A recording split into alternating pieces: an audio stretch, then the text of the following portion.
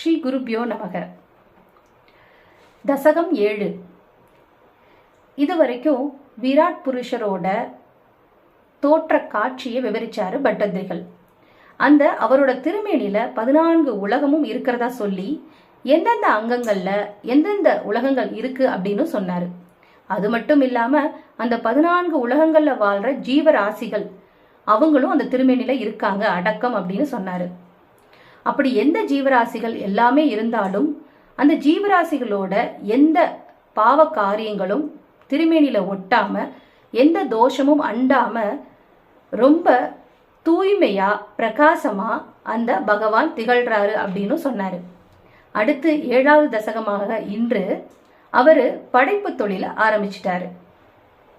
விராட் புருஷ ரூபத்துல இந்த பிரபஞ்சத்துல வந்த குருவாயூரப்பா, நீ சத்தியலோகத்துக்கு மேல பிரம்மாவா தோன்றின. அந்த பிரம்மாவா தோன்றினதுக்கு அப்புறம் அந்த பிரம்மாவுக்கான வேலைகளை செய்ய ஆரம்பிச்ச.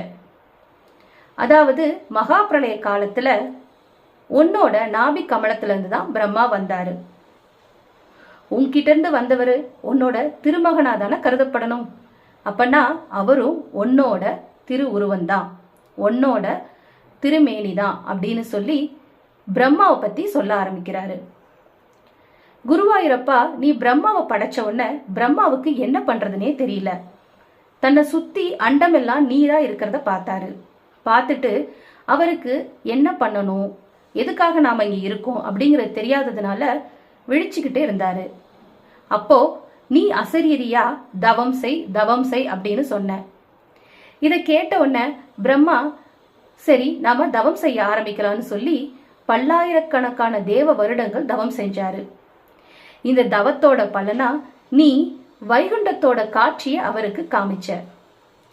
பிரம்மா அந்த காட்சியெல்லாம் பார்த்துட்டு பிரமிச்சு போய் இருந்தாரு.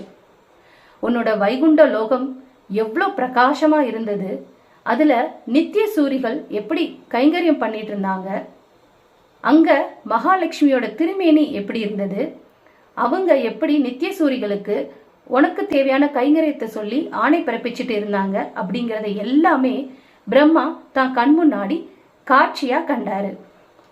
அது மட்டும் இல்ல, இவங்க எல்லாம் சூழ்ந்திருக்க ரத்தினங்களால் ஆன ஆசனத்துல சங்கு சக்கர எல்லா ஆயுதங்களோடையும் நிறைய ஒளி மிகுந்த ஆபரணங்களை தரிச்சுக்கிட்டு நீ அங்க அமர்ந்திருந்த. உன்னை பார்த்துட்டு பிரம்மாவுக்கு மூச்சே வரல.